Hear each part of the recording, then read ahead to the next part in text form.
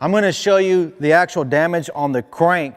This particular engine will need to be replaced. Anytime you have a spun bearing, it's going to be tough to get that repaired. I do not recommend, if you have a spun main bearing, to replace the crank and put new bearings. That is not a good practice. You're going to do a lot of work. You're going to spend a lot of money. You're going to put that engine together.